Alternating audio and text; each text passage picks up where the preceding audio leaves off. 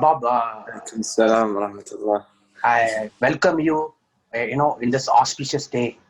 Uh, Bismillah Rahman Rahim. Thank you so much for giving me this opportunity, and I wholeheartedly thank the organizers for inviting me to deliver this talk on wonderful and very important talk on entrepreneurial mindset. Thank you very much. Yeah, welcome. Developing an entrepreneurial mindset is, is a basis. You are now not today or tomorrow or coming years, but lifetime.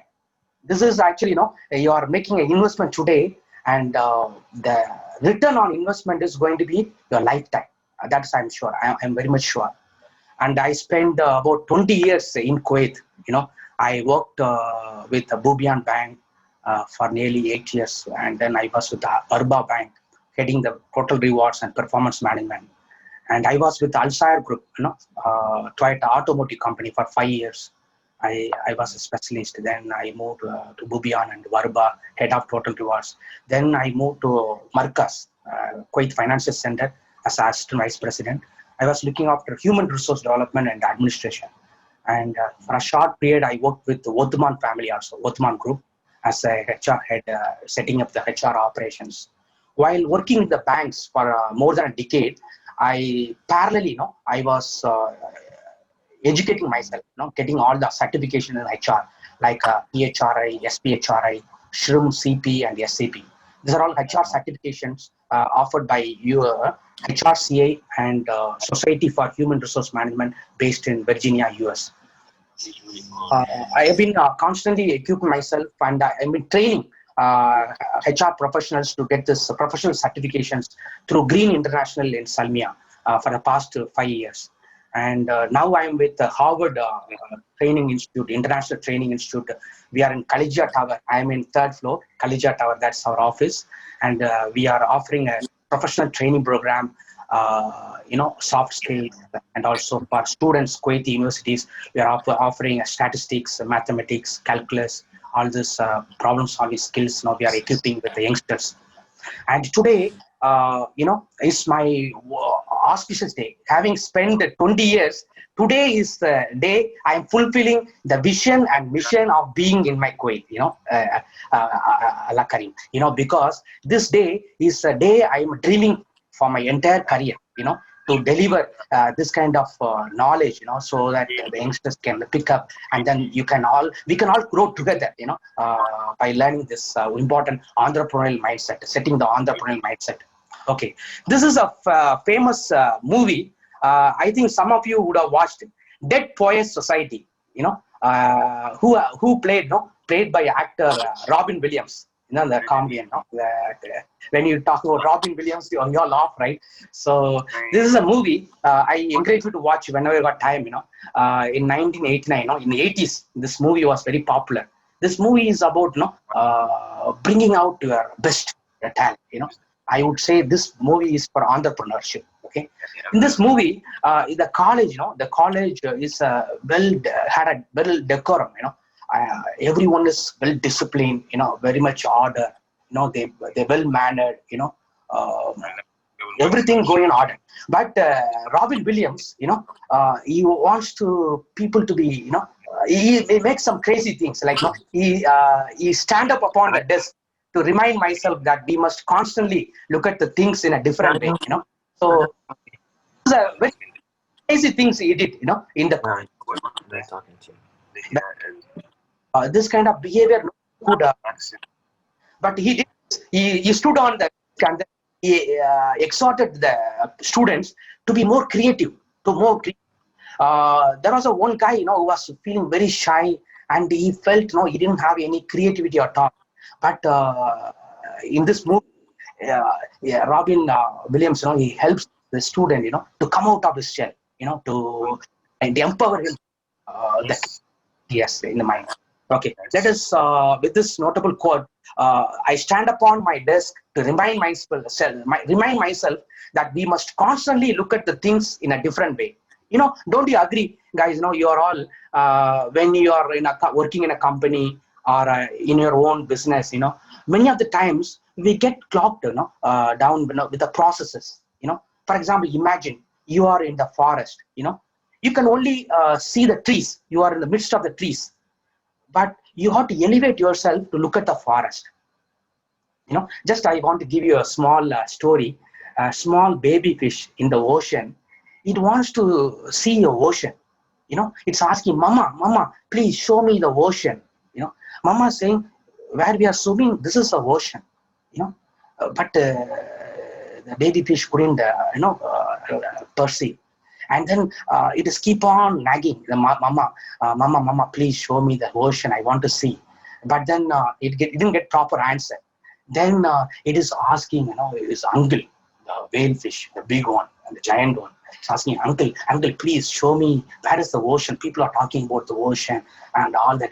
There's a big ocean, the blue, the characteristics, gigantic, the ocean, big ocean. I want to see the waves, all that. Then the whale, the uncle, it pushes the little one to the shore, and then it suffocates for a breathing for air. It suffocates for the air. Then the uncle fish shows, look at that. That is the ocean. Then it realized, then it get into the ocean. So, my dear friends, now the point what I'm making here, actually, whenever we are, when in the midst of the processes, most of the time we get into process driven. We tend to forget the results. What the customer expectation and what's the customer specification design. We need to have end in mind. That's what the Stephen Covey in his book 7 Habits of Highly Effective People, he says we need to have an end in mind. Imagine as if you are died, and your close relatives, your family, your friends, and all are surrounding in a coffin, around your coffin. And imagine what kind of conversation you hear.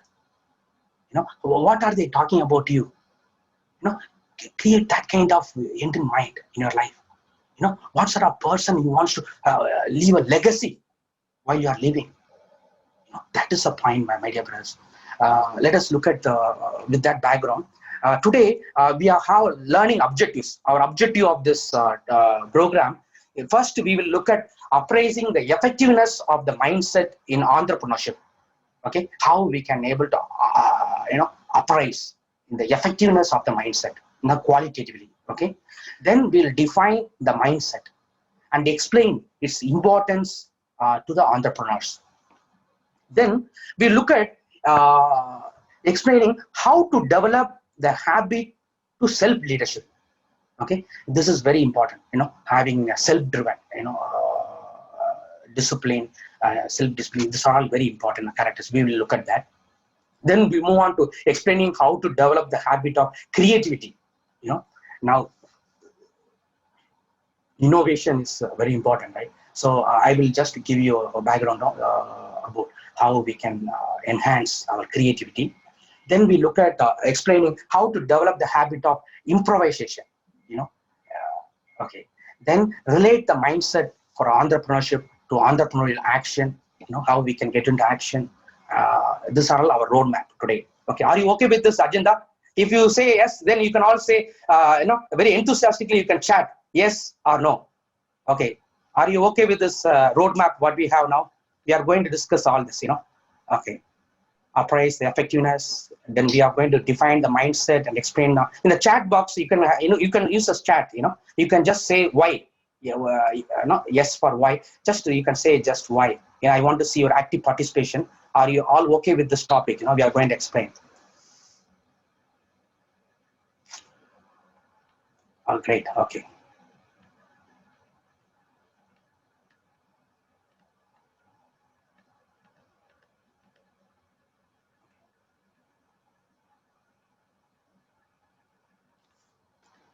Okay, now let us look at the power of the mindset. Here, we look at why mindset matters. Experience and knowledge only go so far without a confidence. I am going to give you a case study of Robert Donat, founder and owner of GPS Insight. He has done a master's in finance and also a couple of master's degree, and he was in the US Army. And while he was working, he picked up, he worked in a financial investment firm, and he picked up many skills, life skills. And then he started his own GPS. Okay, here in this video, we describe how Robert Donat combined his knowledge from working in two diverse areas. The army, he had army as a career for a short time. Then he had an experience in hedge funds, working in like I worked in a Marcus, Kuwait financial investment, Kuwait financial center. Like that, he worked in a financial capital company. Then to create a new hardware and software he created a new hardware and software fleet tracking solution. There you must be knowing, this RFID, where you can track the movements of trucks, and also your inventory can be captured in earlier, when I was in HR, I used to give overtime for the employees. They come on week time and they count physically, how many stocks we have, all that. Nowadays we have RFID technology, by just flash, within a flash we can get, everything comes in the computer. How many stocks we have, how many out, in and out, and the inventory, it can be managed through this RFID technology. So this is how he managed, the software and hardware fleet tracking solution. Donat states that he owes his success to his previous work experience, okay, and the technical and business knowledge he gained during that time. Okay, of course, knowledge is extremely important, but what made Donat take that knowledge and apply it into successfully to the GPS world? What motivated him? Let us hear from him. Develop. Should a budding entrepreneur accumulate experience working for others before starting an entrepreneurial venture? Why or why not? For example, we had a case study, Robert Donat. He is a founder and CEO of GPS Insight, in US. And while he was worked in army and hedge funds, and he started his own company. What do you think? I'm asking a question. Do you think that prior experience is required? Why or why not?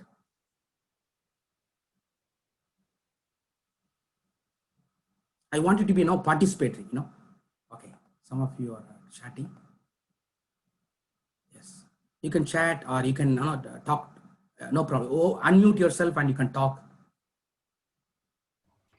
Sorry, can you repeat the question? I'm asking now, before starting your own venture, should you have a prior experience, before getting into any entrepreneurial venture? Why or why not? So he's saying, Fahad Al-Sabah is saying, experience is not required, but can be very useful when starting an entrepreneurial venture. Yes, it can be a value addition.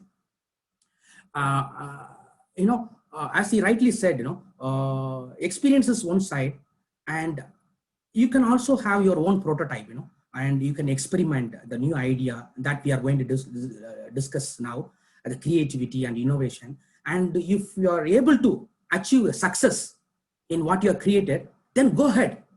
Doesn't matter, doesn't matter you should have experience or doesn't have experience, qualification, don't have qualification, doesn't matter. If you have proven business model which can be successfully rolled out, go ahead with that. So this is quite we can argue about this for a number of hours, whether it's required, experience is required, and why or why not.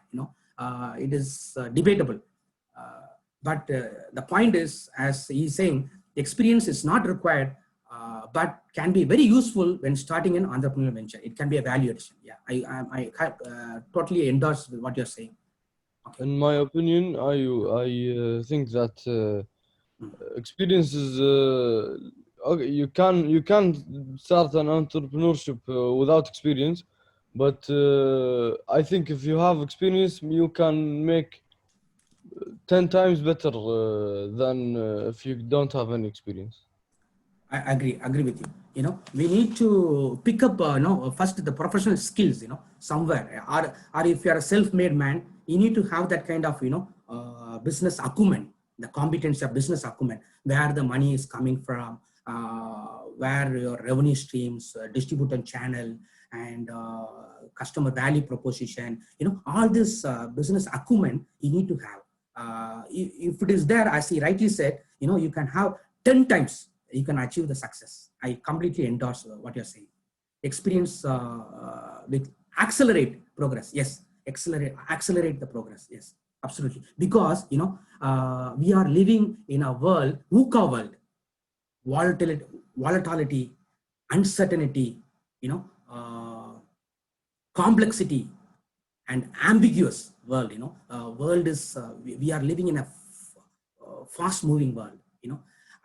When we start our own, we need to position ourselves in the competitive environment, where we are going to position the competitive environment, and we need to have visibility. Positioning is a challenge. For that, you need to have prior experience, and if you have, then you can accelerate your progress. Okay, as I completely agree. The biological theory, evolution theory. What is a biological evolution theory? Darwin's theory. You all must be knowing, Darwin's biological theory, evolution theory, survival of the. Isn't it that humans are made of monkey? He says, Darwin's theory says survival of the fittest. Not that evolution, but I'm talking about whichever species. Irrespective of the name of species, any species, survival of the fittest. Whichever species can fit within that environment, they can survive. That is well proven, and it's one of the oldest theory. Darwin's biological theory is talking about survival of the fittest. Okay. Now the new theory, what I'm proposing is actually what is the fact? The reality is survival of the fastest. Do you agree or not? Survival of the fastest. Okay. Whoever have agility, whoever have that kind of can cope up with the changes happening. Change is inevitable. Is happening. So when we are able to cope up with the changes, then we can survive. Do you agree or not agree? If you agree, you can say yes in the chat box.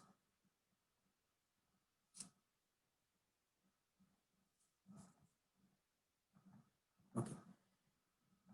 Now let us look at what is a mindset. The mindset. Our topic is today mindset, right? The mindset. Okay, yes, thank you. So the established attitudes held by someone. Mindset is the established attitudes, held by someone. What is the attitude you have? We say attitude is an altitude, that makes an altitude. Attitude is an altitude. So what kind of attitude you have, that matters a lot. Okay, let us build that, how we can establish that attitude, entrepreneurial mindset we can have. Okay, that is the scope of this today's presentation. Okay. Okay. We have a fixed mindset, the fixed mindset views. Those people who are having a fixed mindset views, they look at talents or traits. They say it's someone he is born with a talent. His family is like that. Talents are traits. They say brains plus talent equals success. For them, they look at if they have intelligence, brains, and talent equals success. Constructive criticism is a personal attack. If someone criticizes, giving a criticism, that they feel it's a personal attack. Okay.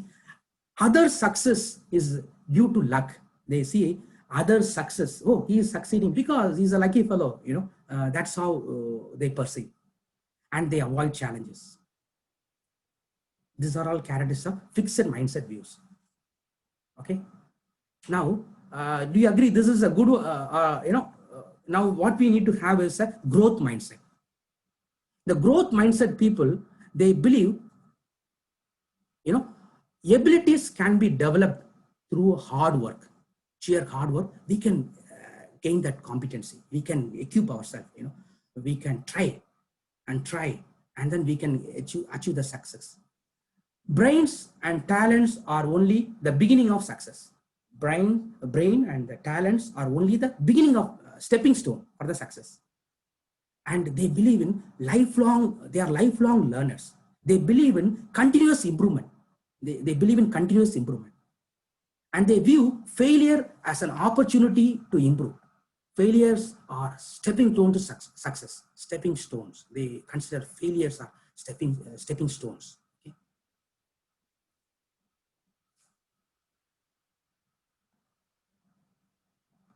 Okay, now we are seeing, now I'm exposed to you growth mindset. What is the growth mindset and the fixed mindset? Okay, let us look at the next one.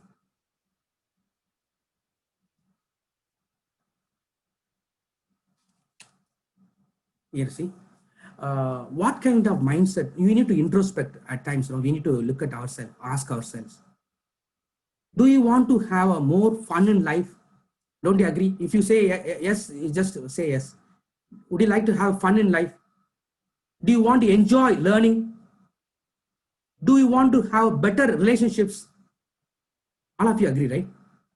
We need to have, better relationship. Do you want to improve your business? Of course, success, I'm looking at, growth mindset is very much crucial for success. Bravo. Mr. Fahad says, the growth mindset is very much crucial for success. Yeah, you got the point. So if you have growth mindset, you say, I can learn anything I want to when I am frustrated. When I am frustrated, I persevere. I want to challenge myself. When I fail, I learn. Tell me, I try hard. If you succeed, I am inspired. My effort and attitude determine everything. This is what they believe. So as Fahad says, the success, the growth mindset is very crucial. Whereas if you look at the fixed mindset, I'm either good at it or I am not. When I am frustrated, I give up. I don't like to be challenged. When I fail, I am no good. Tell me I am smart. They expect for appreciation from others, external sources. If you succeed, I feel threatened. My abilities determine everything. They believe, only they have to slog out. This is what they believe. This is a fixed mindset. Okay. Success is, going from failure to failure without your losing enthusiasm. Who says, Abraham Lincoln, he says, success is going from failure to failure without losing your enthusiasm. In this article, you will learn how to gain, growth mindset. Here, as Fahad says, growth mindset is crucial. So how can we gain that growth mindset and banish a fixed mindset? How we can nullify or reduce this fixed mindset? How to continually, expand, learn, grow, and succeed as a human being? How to find enough courage to fulfill your potential? If these things are interesting to you, then you are here for this program. Do you agree? You are interested in this program, want to know, then you are in this program. All of you. I want to say, I want to hear from you. Yes. He say, growth mindset is crucial. And then he says, seek opportunities, be open to criticism. Yes. Yeah. And willingness to learn. Bravo. Excellent. Great. I think by having a sportsmanship spirit and not by, some people think that everybody is their enemy if there wasn't his friend, your friend. I think by having this mindset, you will never can have the growth mindset. You need to be friendly with everybody, and you have a sportsmanship spirit, and love everybody, and don't have any problem with any person. I think by that you can have the growth mindset and learn from everything, and you can be helpful from, you can take and learn from everything. From everyone, Even Fahad, if somebody is throwing a stone at you, you take the stone and it will be building blocks for you. You just build your build yourself with that stone. That's a kind of sportsmanship, as you rightly said. That sportive spirit you should have. So I'm going to elaborate now what you're saying right now. Yeah, growth mindset means that you thrive on challenge and don't see failure as a way to describe yourself as a spring for from growth and developing your abilities. You don't see failure as a block, mental block. So your intelligence and talents are, you can have that intelligence is all susceptible growth. If you are actually, if you are believing that someone is saying smart and you are smart, you are intelligent, that is what, driving you, then you are not for the game. I'm telling you.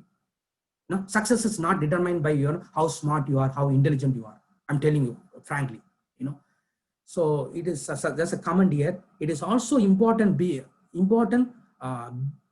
open to change in an ever fluctuating market. Yes, having that kind of adaptability, flexibility is very important. As I completely endorsing what you're saying. We need to have flexibility to accept whatever comes along the way.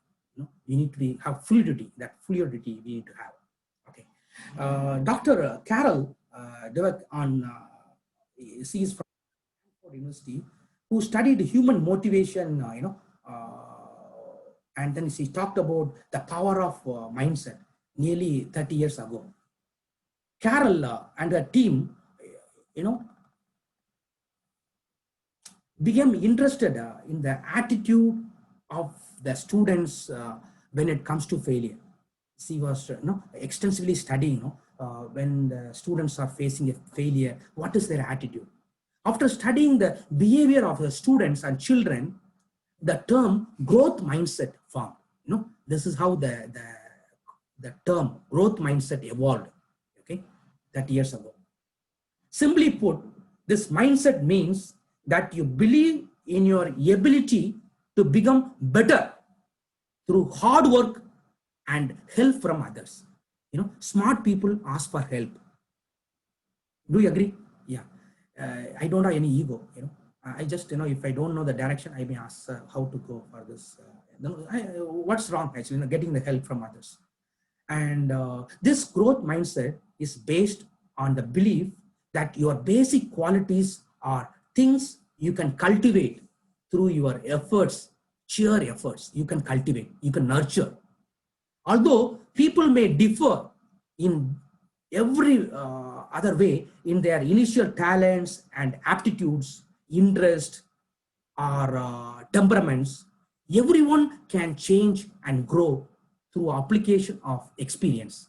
We can all change. We can all change. We can all grow through the application and experience. Do you agree?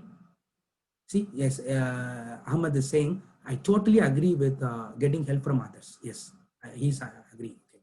So we need to understand. You are spending your valuable time, and this morning is a wonderful opportunity. We need to understand the difference between the growth mindset versus a fixed mindset. If everything has its opposite, a fixed mindset is the opposite of the growth mindset.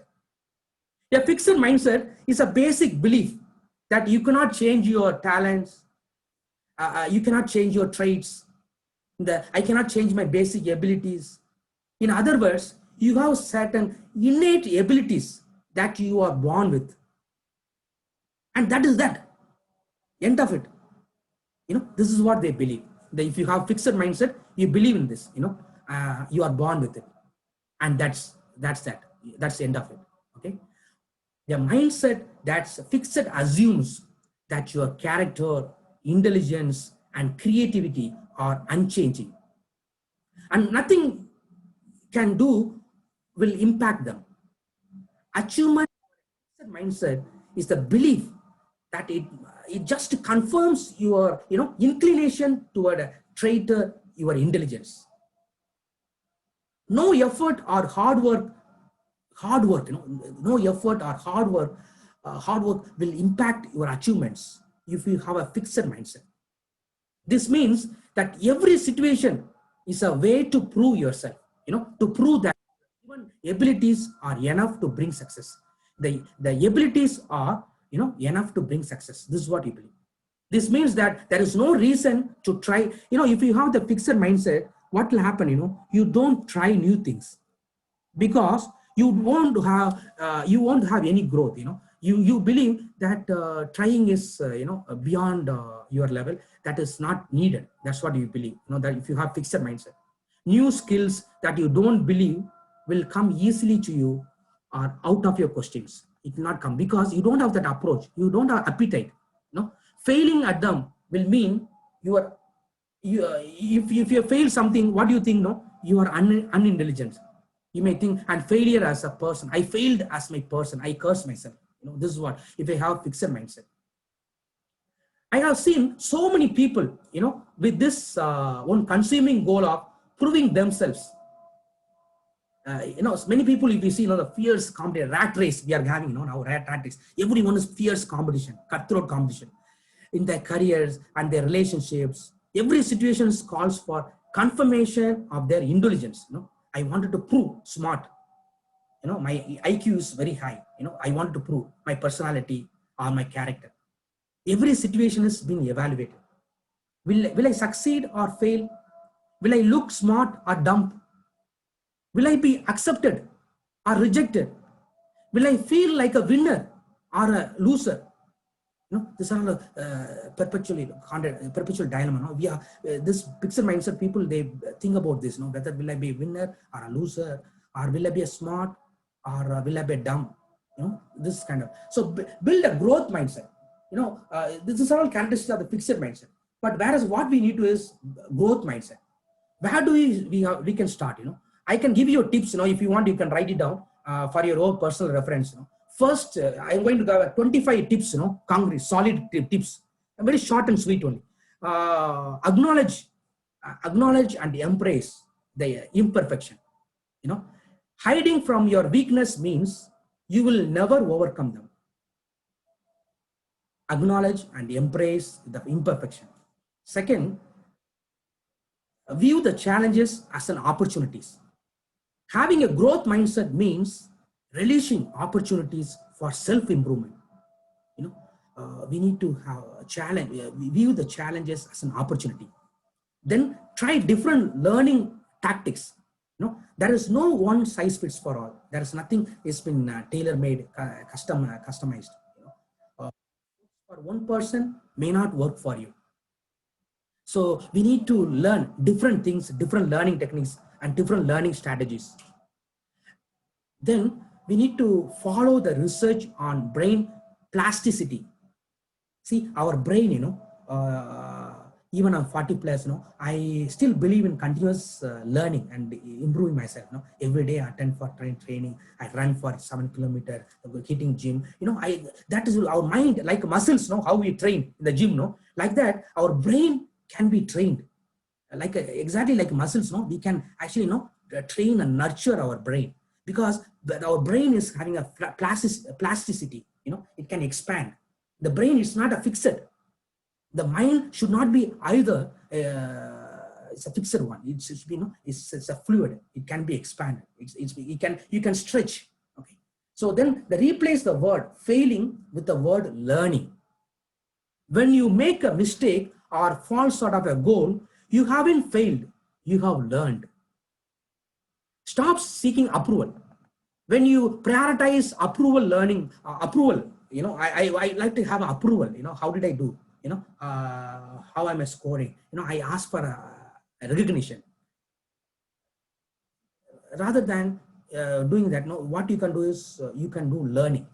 You sacrifice your own potential for growth. If you do prioritize your approval over learning, what will happen? You sacrifice your own potential for growth. Steve Jobs, when they asked some of them asked, who are our competitors? Apple said, Apple CEO said, the competitors for us, we ourselves are our competitor. We benchmark with ourselves.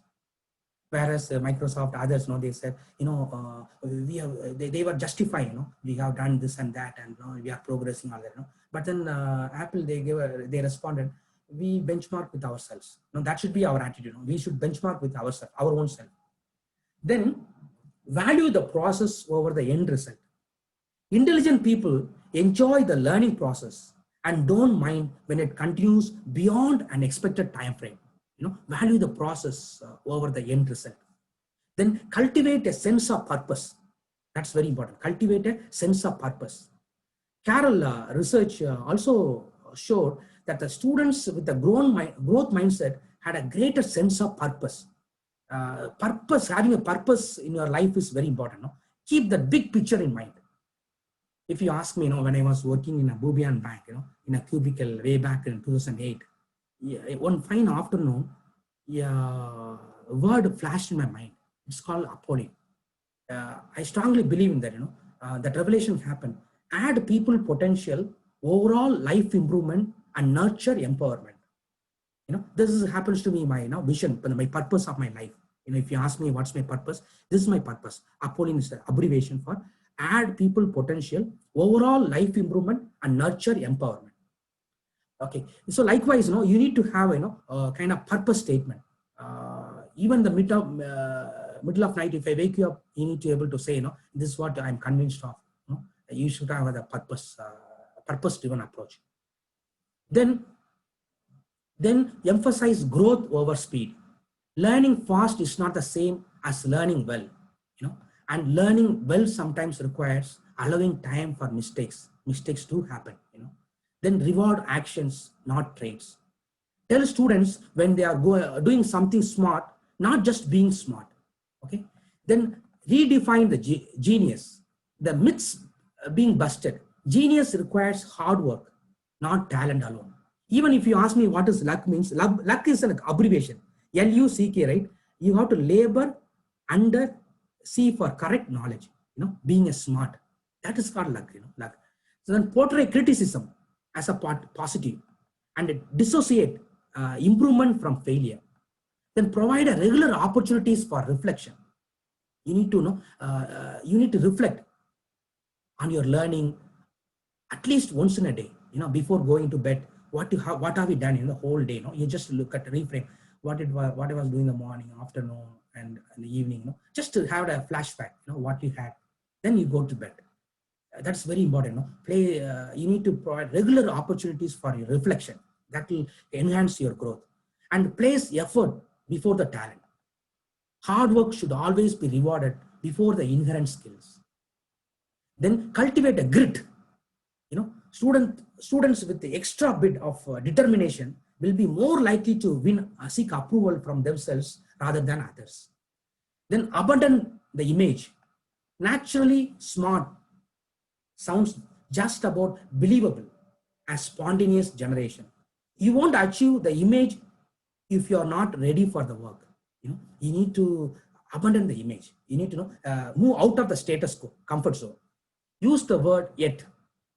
Not it has become one of the favorite phrases. Whenever you see students struggling with a task, just tell them they haven't mastered it yet. It's a long way to go. This is what your response should be. Then learn from other people's mistake. Seek help from others. Make a new goal for every goal accomplished. Take a risk in the company of others. Stop trying to save face all the time. Just let yourself goof up. And now you can. It's okay to have failure. Now and then you can goof up. Now and then, it will make it easier to take risk in the future. Then think realistically about time and effort. Take ownership of your attitude. Once you develop your own growth mindset, you have to own it. Acknowledge yourself as someone who possesses a growth mentality, and be proud to let it guide you throughout the educational career. Michael Jordan, the famous basketball player, you all know, he said, I have missed more than 9,000 shots in my career. I have lost almost 300 games. 26 times I failed. I have been trusted to take the game-winning shot and I missed. I have failed over and over and over again in my life. And that is why I succeed. How beautiful, no? This is what Michael Jordan is saying. Okay, let us look at how we can nurture. Consider a highly successful person just reflect. Highly successful, you have your family businesses, someone would have inspired you, so you might be having your role models. Consider a highly successful person which accepts of his or her success are due to luck and which come from dedication. What do you think? Which aspects of his or her success are due to luck and which come from dedication?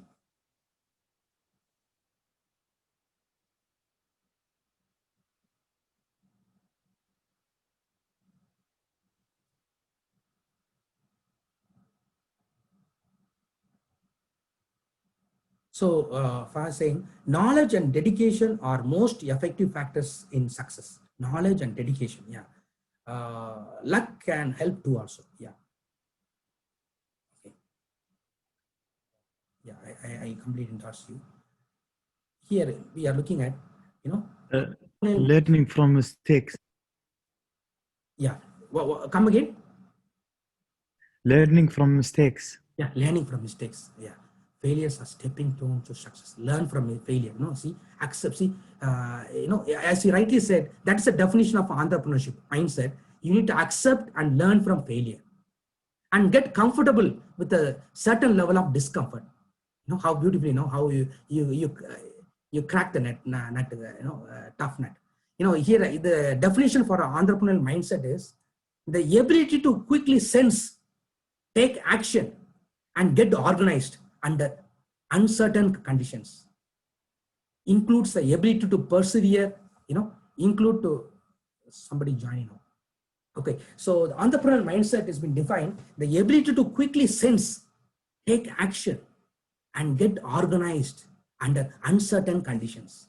Includes the ability to persevere, accept, and learn from failure. As Fahad beautifully mentioned, learn from failure and get comfortable with a certain level of discomfort. Now, I'll take you to the new concept called metacognition. Here, as an entrepreneur, when you develop your own business model and when venture into a new business, you may come across, for example, recently I had a partnership agreement. It was tough nut to crack, because the wordings were legally, worded, and I was reflecting. Early morning, 4 o'clock, I started reading. It took 2 hours, more than 2 hours. Some of the legal wordings, whether it's how I can conceptualize, and I took bits and pieces, and then I was digesting, then I responded, after a couple of days. Likewise, when we have a tough nut to crack, when we have difficult concepts, for example, financial, complex problem solving, all that, we can go over and over while you are in the garden, while you are walking or jogging, while you are taking bath, the new idea emerge. Thinking about the thinking, that is called metacognition. So we need to have always, we need to introspect. What is my goal? How motivated am I? What do I already know about this? How can I, what do I have already in the resources? How can I now leverage my strength? Okay, some people are in the waiting room. I just admit them. Okay. All of you there.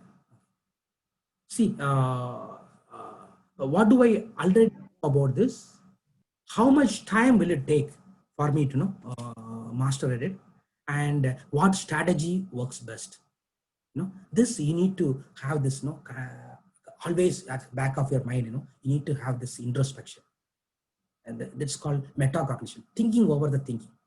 Okay. Then what we need to have is a passion, the intense positive emotion. That is good. Actually, having a passionate about something is good. At the same time, sorry for disagreeing also. If you ask me personally, if you are over passionate about certain things, what will happen? Your emotions overrule, and you may not see the pros and cons. You may bound to make mistakes in your business. When the startup companies, you are highly passionate and you don't accept criticism, and eventually the business may perish. So to certain extent, passion is good, but at the same time, you should not be too much attached. you should be open enough. What is saying? Being passionate about a subject encourages you to learn and work towards a goal. Yeah. Being too emotional is never good for the business. Absolutely. This is what I'm making. So motivates, it motivates to overcome the obstacles and stimulates the focus on the goals and enhances credibility. If you look at the passionate people like Facebook founder Mark Zuckerberg or Jeff Bezos, these people, they all developed a business model not because they are smart or they are techno savvy. These are all out of their passion. They created the business. Okay, so he's saying being too emotional is never good for a business. Being objective and looking at facts should be top priority. Absolutely, bravo. You need to have a facts and figures. You go by logical reasoning. That's very important. We have some psychometric tools like disc profiling, MBTI. These are all profiling will help you figure out what are your strengths, what are your weaknesses, and that way you can leverage your strength. There are tools available, Gallup strength finders and disc profiling, and also recently I got accredited by TMSDI from UK. It's approved by British Psychological Board, where you take the test and there will be 4,500 descriptive words about your profile. What is your natural personality, how you make the decision. So this kind of what we discussed about being too emotional and not looking at the facts and figures, all this will emerge. If it is in your personality, then you can overcome the help of others with your team support. Okay, then how does your passion relate to your desired impact? Now we talked about the importance of passion and how that passion can relate to your desired impact, that we look at. So how we can do this is developing the habit. So if you look at entrepreneurship, it's a habit that can be nurtured. Develop a mindset through cultivating. We need to develop a mindset through creating a habit, a practice until it is carried out unconsciously and continually. You need to keep on practicing it. Entrepreneurs are more likely to continue when rewarded.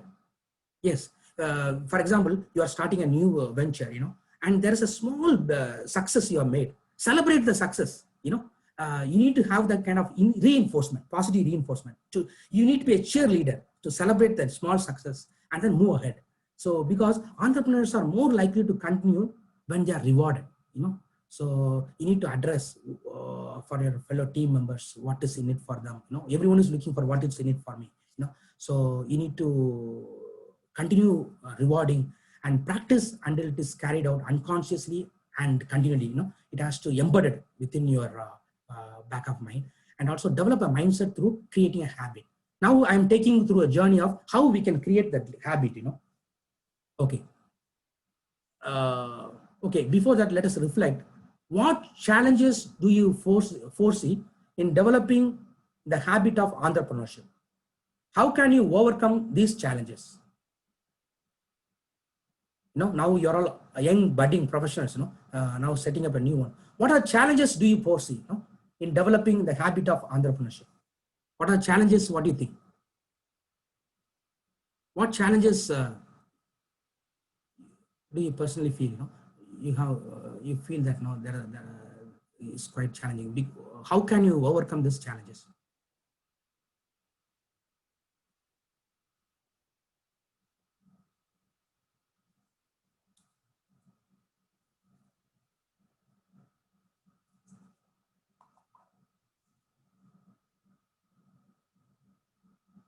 Don't you have any challenges? Okay, a challenge I can think of is losing focus. Bravo. Yeah, focus. Because as what he's saying, I fully endorse, because the attention span of the new millennials and the Z generation has reduced significantly because of the information explosion. We are being bombarded with the information.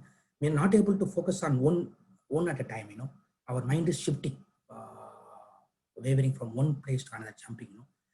It's been researchly proven actually across the world that the earlier generation and then the younger generation is our attention span has drastically reduced. Okay. Okay. So a way, okay, what are you saying?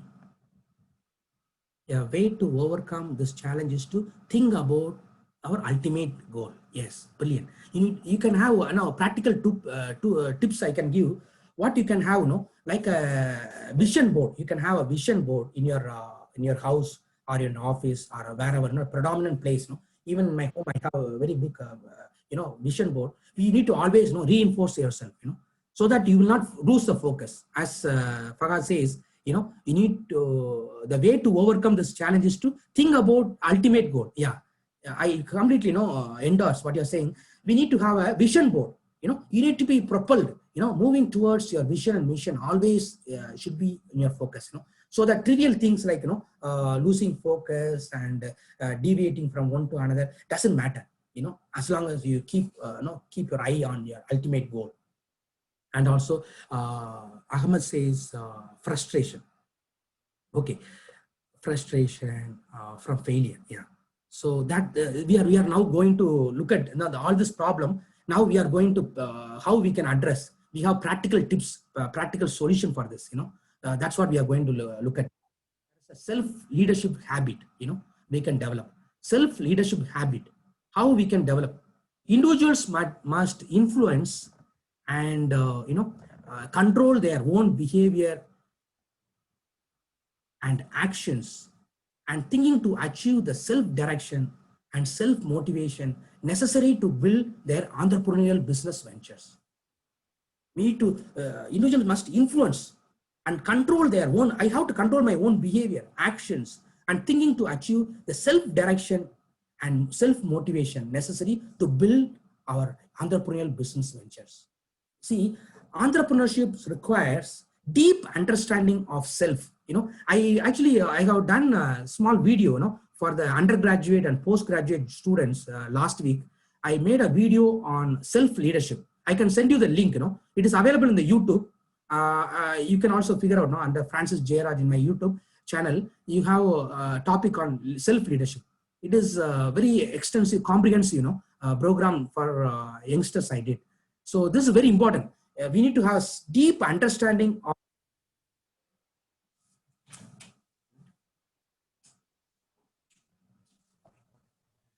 we need to have a deep understanding of ourselves and an ability to motivate. We need to ability to motivate ourselves to act. You cannot rely on someone else, to manage you.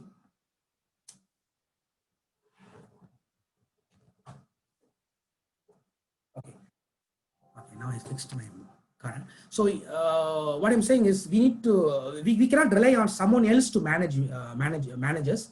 So we need to get up in the morning or force you to get the work done. We need to be more self-driven. In the morning, what time you guys get up? I want to know. I am going to show you on a beautiful video, very motivating video. Before that, I would like to know what time you get up normally.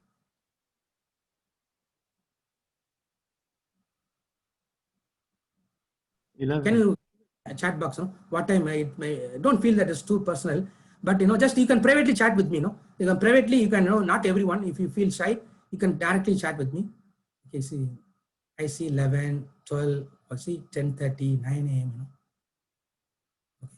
I think you all guys deserve this video. We'll have one video. Is required. To watch.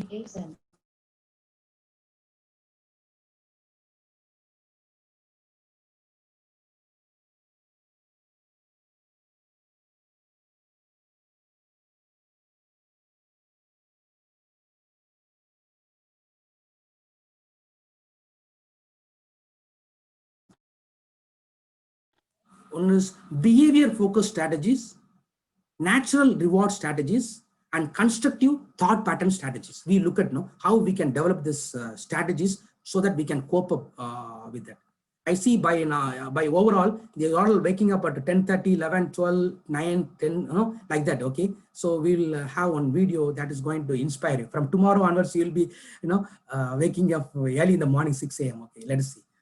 So now we are going to discuss the elements of self-leadership. Okay, what are the elements? Now we need to look at self-observation, self-goal setting, self-reward, self-punishment, and self-cueing. For example, let us look at one by one. One by one. This is coming from. These are all elements of self-leadership. I'm going to address all these factors. Now we are looking at 3 strategies for a self-leadership. First one, we are looking at the behavior-focused strategies. Second one, the natural reward strategy. The third one is the constructive thought pattern strategy. Okay, one by one, I'm going to take you, to this journey of first, how can we develop this behavior-focused strategies? These are the behavior-focused strategies. Behavior-focused strategies involves self-awareness. Okay, then we have self-observation, self-goal setting, self-reward, self-punishment, self-cueing. These behavioral focused strategies help you to increase self-awareness, to manage the behaviors, particularly when dealing with necessary but unpleasant tasks. Okay, these strategies include self-observation, self-goal setting, self-reward, self-punishment, and okay, all this you are seeing in this picture. I'm going to address. First, foremost, self-observation. As I told you earlier, there is a YouTube available. I can send you the link. It's called self-awareness. It's about one hour long. The YouTube. It's quite comprehensive. It talks about how you can build that kind of self-awareness. That is very important. Being not for every leader, but for every person. The quality of self-leadership, self-awareness that leads to self-realization. That self-realization leads to self-actualization. Okay. The self-observation raises an awareness of how, when, and why we behave the way we do in a certain circumstances. Okay. For example, you can I can give you one practical solution. Twice a day. Now, for example, now morning, now it's afternoon, or in the evening. What you can do, you could stop and deliberately, ask yourself questions about what you are accomplishing, what you are not accomplishing, what is standing in your way, and how you feel about what is happening. This is the first step towards addressing unhelpful or unproductive behavior in order to devise ways of altering them to enhance the performance. Can you do that? No, it's easy, right? And in a couple of in a day, couple of times, morning or afternoon or in the night, twice in a day, just get out and just go and reflect. What is standing in your way? What is working? What is not working? What is unproductive behavior? No, so you can just reflect on that. This will devise a ways of altering them to enhance your performance. Okay, then you have a self-punishment. Sometimes people when I, for example, other day 2 days back I asked one candidate, why don't you join this HR certificate preparation program? She said, no, nowadays I have other activities. If I take this, if I fail, I will be hard on myself. I cannot bear. If I fail, I cannot bear that failure. I will be very hard on me. This is what she told me. Some people do like that. They are very perfectionist. They want to achieve everything in a perfection. So self-correcting feedback is a process that allows us to examine our own behaviors in a constructive way in order to reshape these behaviors. Okay. For example, if we make some mistakes, we can assess why it happened and make a conscious effort not to repeat it. Failure is bound to happen, frustration, but then you need to make a conscious effort not to repeat it. However, many of us have a tendency to beat ourselves up over perceived mistakes or failures. Indeed, excessive self-punishment involving guilt and self-criticism can be very harmful to our performance. Don't you agree? It involves a guilt and self-criticism. For example, in India, what happened last month? There's a CEO. He is coming from a very wealthy family. He got acres of land and a coffee real estate empire, and he had a retail outlets called Coffee Day. He's a CEO of Coffee Day. You can Google. This guy, his business not doing well. He committed suicide. Can you believe? He jumped on the river and khalas, he died. That we can go to that extent, you see, involving guilt and self-criticism can be very harmful for our performance. Okay.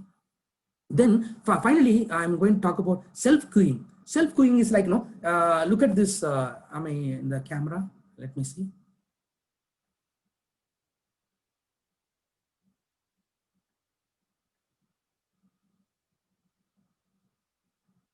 Okay, can you see this? No, this is actually 1 minute. Can you able to see this?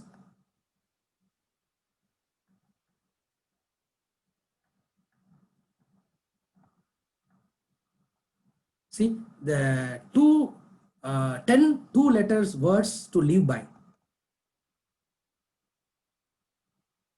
Someone is chatting. Yes, okay.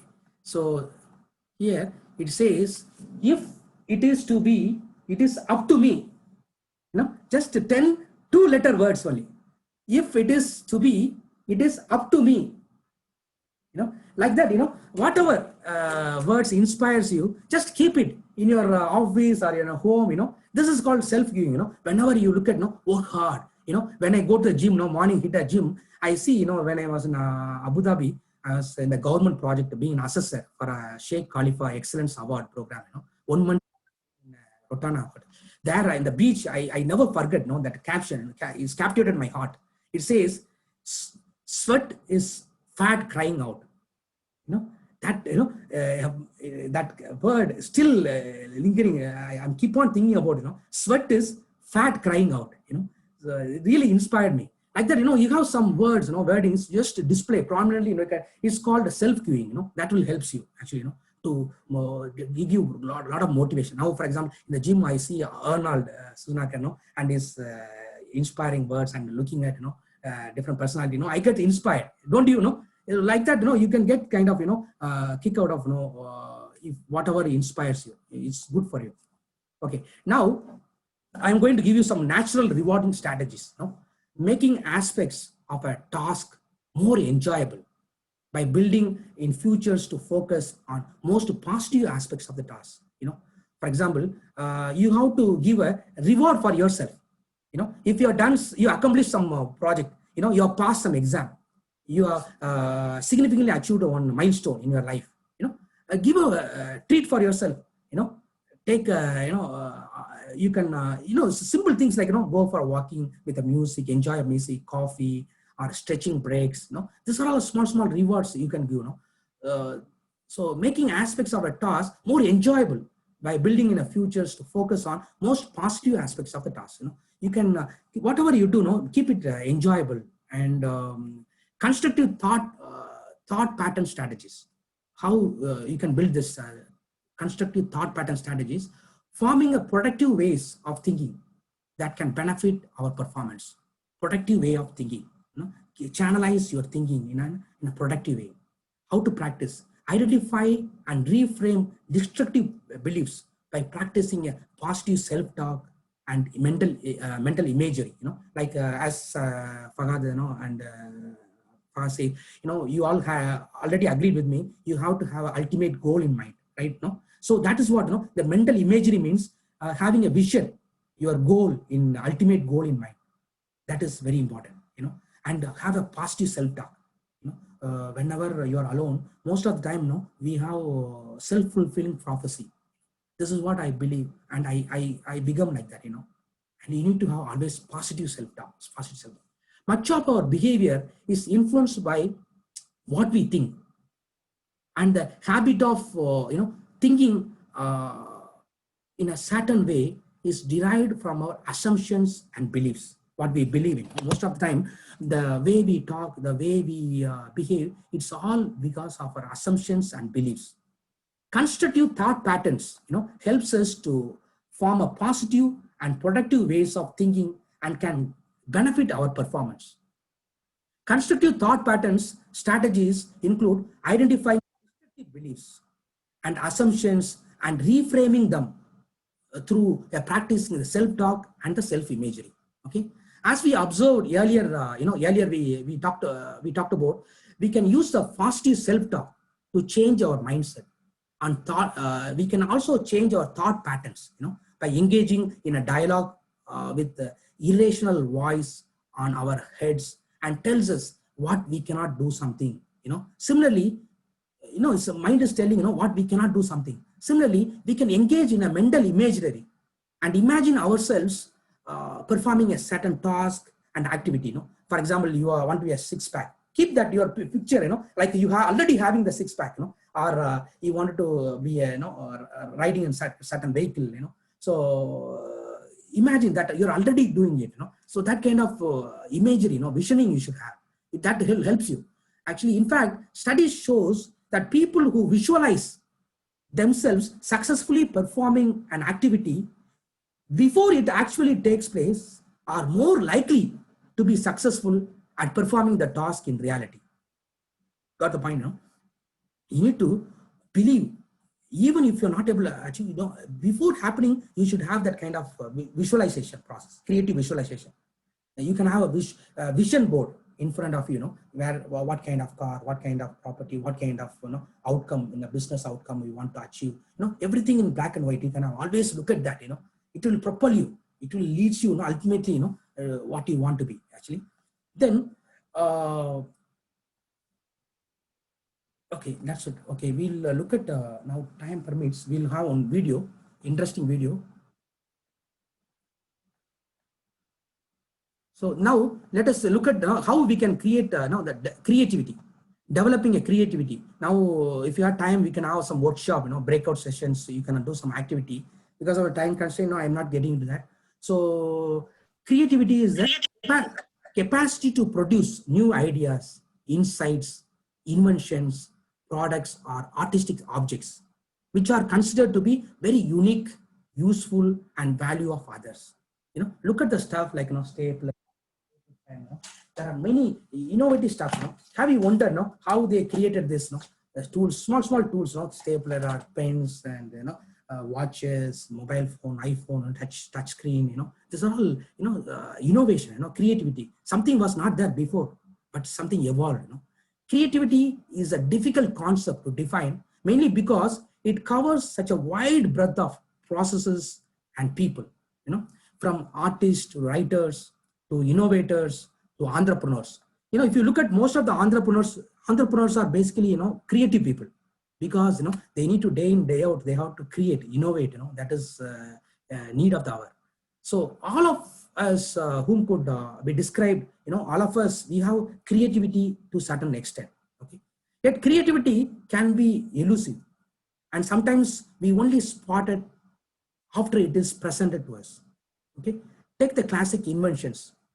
For instance, we look at these inventions and wonder why on earth we had not we didn't thought of them ourselves.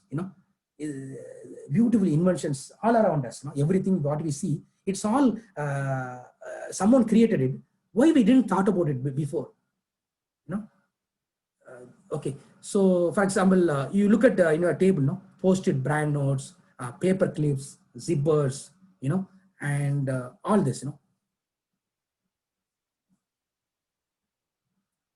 Next, let us okay. Now, what are the roadblocks to create? Now you say I don't believe in creativity. I don't have creativity. So you need to work on what is blocking.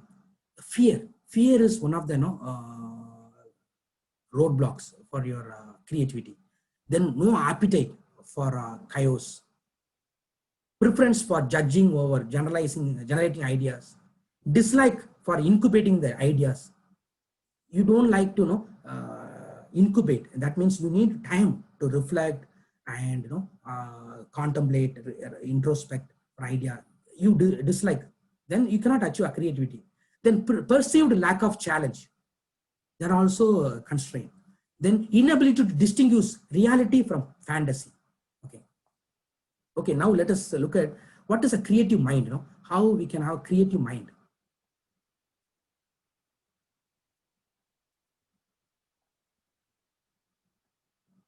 Creative mind requires both left brain and the right brain thinking. both sides of Zen-Mithiel's polarity of creative individuals models. You have two extremes. You see the left brain thinking and the right brain thinking. Left brain thinking people have a detail oriented, form strategies, logic, rational, analytical, verbal, quantitative processing, talking, writing, objective, linear, directive, words, language, and reasoning. This is the typical characteristics of the left side thinking. Whereas right brain thinking, they have big picture oriented. Presents possibilities, intuition, emotional, synthesizing, spatial, non-verbal processing, drawing, manipulating, manipulating the objects, subjective, creative, and experimental, all this, okay? It's experiential and symbols, images, dreaming. These are all characteristics of the right brain thinking. So you need to figure out, no, you are a left brain thinker or a right brain thinker. So if you are a right brain thinker, you can work on improving, left brain thinking. For left side, then you can work on building the right brain thinking. That's a workshops we conduct called design thinking workshops, creativity workshop. There we can enhance this. Actually, if you look at this, two extremes. One is high energy and often quiet and at rest. There are smart versus naive, and discipline versus playful, strong sense of reality versus imagination, extroversion versus introversion, proud versus humble. Then here this extreme traditionalist versus rebellious and independent, masculine, feminine versus feminine with the masculine, objective versus passionate. We looked at earlier. When we have passion, we also look at we need to look at the facts. And so there are two extremes. We need to balance it out. Then joy and bliss with suffering and pain. There's two extremes. You need to have paradigm. Both mindsets. We can have both extremes. Paradoxical thinking. Then as an entrepreneur, you need to have a improvisation habit. Given a certain movement, you need to act. The art of spontaneously creating something without preparation. That is called improvisation. Can you able to act without any precedent? The ability to function in an uncertain world requires a degree of improvisation.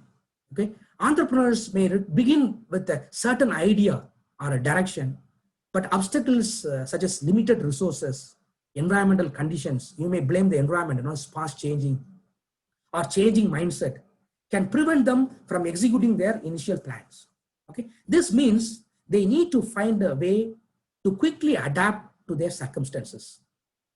Think on their feet. You need to, given that without any preparation, you have to be able to think on the feet, and create a new plans to realize your visions. A recent study, what they have done, that entrepreneurs, starting a new business ventures, who displayed more signs of improvisational behavior tended to outperform those who did not have the same tendencies. So this habit we need to develop. Okay, now how can we do this? Actually, not just for actors. You need to believe, this improvisation act. It's not just for actors and musicians. Everyone can develop this habit. No such thing as being wrong. No questioning or rejecting suggestions. Ideas are taken on board, expanded, and passed on to the for the further input. Okay, this is how you develop. Everything is important. You need to realize that everything is important. It is a group activity. Trust that the group will solve the problem. Listen closely and accept what you are given. And you need to, as you know, when we talked about in the beginning of the conversation, we talked about be open, flexible, be spontaneous and imaginative. Then you can develop this improvisation, as a habit. So the improvisation is the yes and principle. The yes and principle is actually, if, for example, you are proposing some new idea, Your friends should not put obstacles on you, or you should not take that negativity. You should always think, build on it. Yes, okay, what we can do and what we can do further problem. This is called yes and principle. When someone says some idea, okay, you accept it. Don't apprehend or don't go post your own ideas and argue about it. But then say yes, and what we can do. Now, if time permits, I can give a lot of examples of how we can build on it. In this section, I can elaborate on that. Then anyone can improvise. You have to believe that anyone can improvise this habit. Improvisations, anybody can develop this habit. So when we did this MRI scans from job, when musician performed, jazz, it's been played, while pianist improvised, they tended to switch off the self-censoring part of the brain. It's very evident when they improvise the music, spontaneously, the people who are more improvisation, they tend to switch off the self-censoring part of the brain. Self-censoring the part of the brain is evident. And they took the MRI scan and they proved that. So ultimately, the mindset as a pathway to action. Now we are looking at self-efficacy and entrepreneurial intentions. Entrepreneurial self-efficacy, believe in one ability to begin a new venture. In a given, you need to be ready to take up, any challenges. Ready to start. There's a belief that one's own ability to begin a new venture, that is called entrepreneurial self-efficacy. In a given chance, you need to take some initiatives, add more responsibility. Responsibility means you respond and your ability, that's responsibility. Then ESE can be measured. I'm going to explain that, general self-efficacy scale, and that is very useful. The self-efficacy can change over time. Okay, this is called the general self-efficacy scale. This is one of the very down-to-earth practical solution I can give you. Take a paper and pencil and figure out, can you answer this 10 points where you stand in a 4-point scale. 1 means not at all true, 2 means hardly true, 3 means moderately true, 4th means exactly true. In a given statement, be spontaneous, don't overanalyze. Just be, there are no right or wrong answers. Take a paper and pencil, 10 questions are there, answer yourself. I can always manage to solve difficult problems if I try hard enough. If you're exactly true, then you put 4, or if you're hardly true, then you put 2, like that. Just score it, please. Can you do that quickly? Then you can either privately or open, you can give me a score. What is your final score? So based on that, I will give you inference, where you're standing.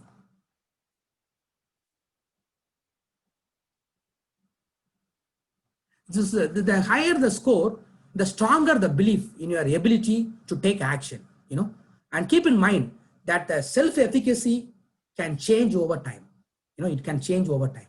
The more you practice something such as entrepreneurship, the greater the likelihood that your self-efficacy related to entrepreneurial action will increase. Have you done that? All of you?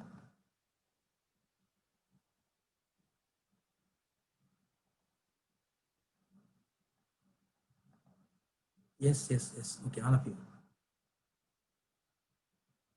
Not one score, but for all 10, all the 10 items, you rate yourself among the 4-point scale, and then you add up all the 10 scores. For example, 4, 3, 2, 1, 4, like that. For each items.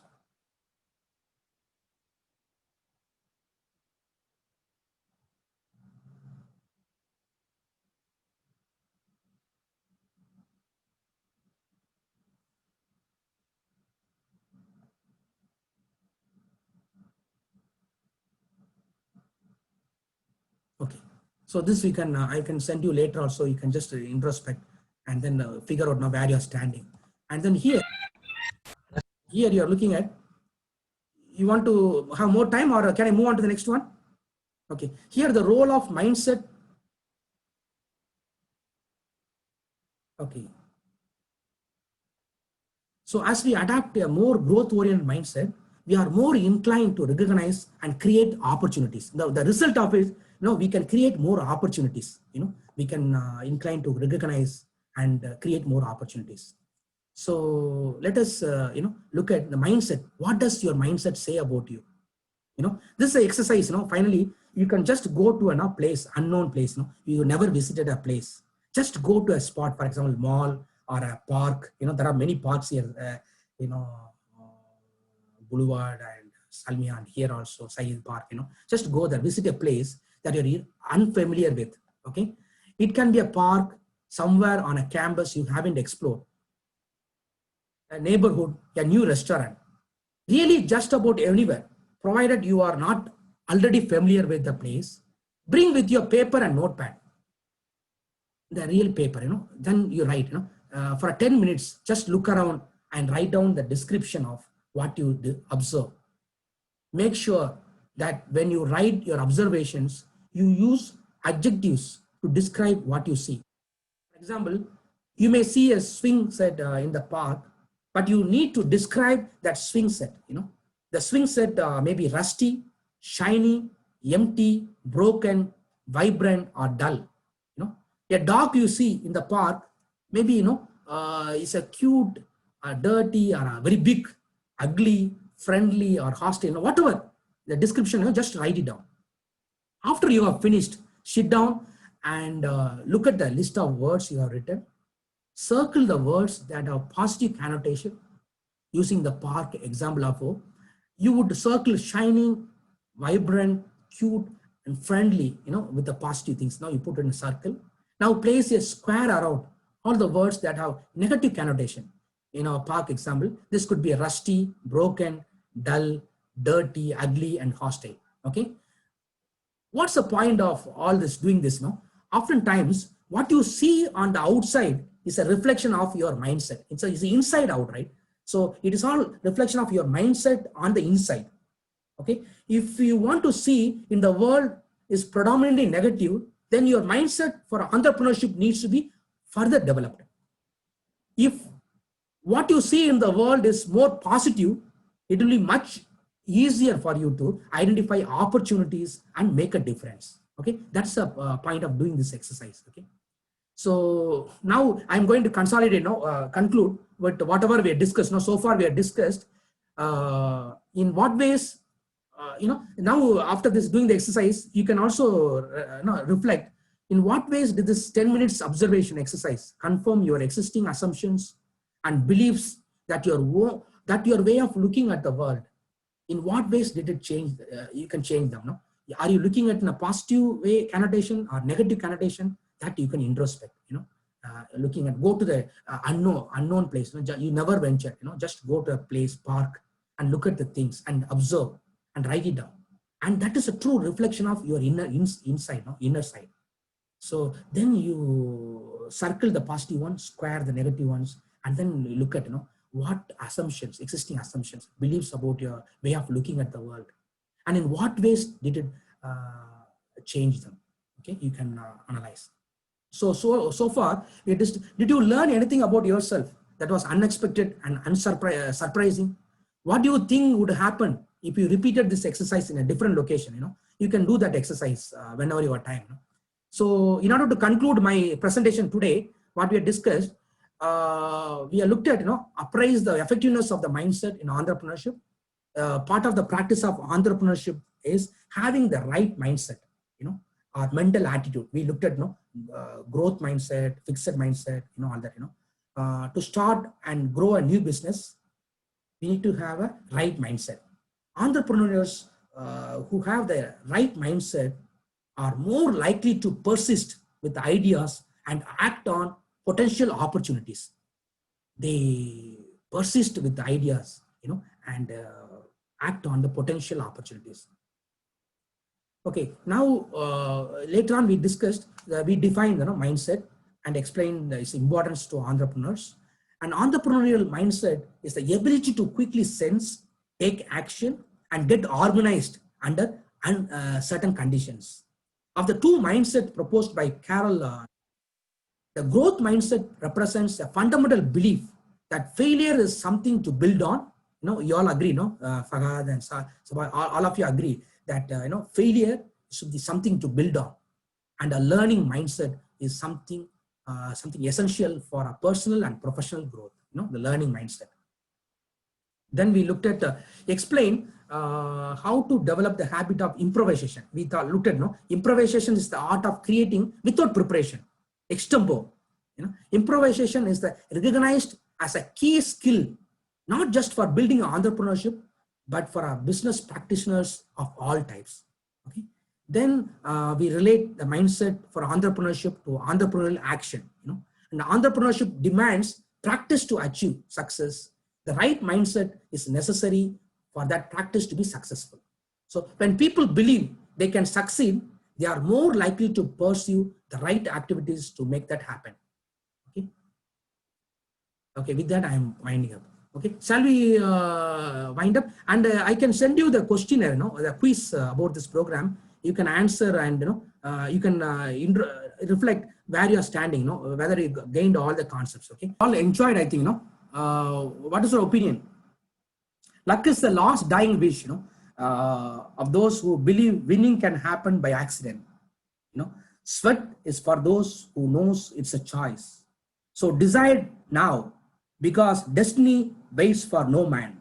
So when your time comes and 1,000 different voices are trying to tell you you are not ready for it, and legions of thoughts are coming in your mind, it's not ready, it's not for you, listen to the one lone voice of dissent that says you are ready, you are prepared, it is all up to you now. Rise and shine. Thank you. Thank you for your active participation. My opinion is that this is very important to use the motivational mindset. And myself, I am an athlete, and I play soccer in a club here in Kuwait. And I witnessed this motivational mindset. And also I saw how it reflects very good in the pitch, because when we have this motivational mindset, we can see how it reflects very positively in the pitch, and we have better results and better gameplay, other than when we just come with no motivation, with no anything to push us towards playing hard and trying hard to win. So there is a big difference when having a motivational mindset. Absolutely. So even if you look at the top players like Messi, those days Maradona, or the cricket players, having that right mindset on the match day really matters. You might have a very competent, high caliber, you are a man of the match, but having that right mindset on a particular match day really matters. Don't you agree, my brother? What you are saying, you are being an athlete, you can easily relate, what I'm saying, having a proper mindset, even for business, for games, for anything, it's very, very important. So how to nurture and grow, that's what we looked at today. Yes, I totally agree. Even our coaches, they always say to us that come into the game and start the game like a winner. Wow. We need to start the game as winners. We need to this thing in our mind that we are already winners, and try hard to be that, not only believing it. And you said that sometimes maybe people think that win come by accident. I totally disagree. Nothing comes by accident. Hard work always pays off, and when someone works hard, they should witness success either now or later. Absolutely. So I will send you a link later, so you can answer some of the quiz. There are 15 questions, and you can it's like how far you understood this conceptualized these ideas. So towards the end, you just put your email ID, and the trainers, my email ID just I just chat in the chat box. So you mentioned my email ID. So you will get a copy of your scores, and I will also receive a mail, the response. Okay, I will just type out my email ID, francisg@prohrd.com. Okay, and this is my email ID. And while you are answering this 15 questions, and it is actually it is helping you to summarize. Okay, is there any other comments you want to make? Overall, how is the program? What are the insights you gained? Whether it will be helpful for you, things like that. Thank you. First of all, thank you, Francis, and we really appreciate the work you put in, and myself, I really like feel that I improved and have better thinking of many things, and this thing is very helpful for sure, and I would like to thank you again. Thank you, sir. Welcome. Most welcome. Thank you. Shall we wind up? Is there any other comments? We can. Okay. Thank you too. Thank you. Welcome, sir. Yeah. Bye So bye. I'll be sending the questionnaire through your organizer, and also there will be a link, our survey of how effective the program is. If you're able to answer both, it will be great. Okay? Thank you so much. Thank you, sir. Thank you.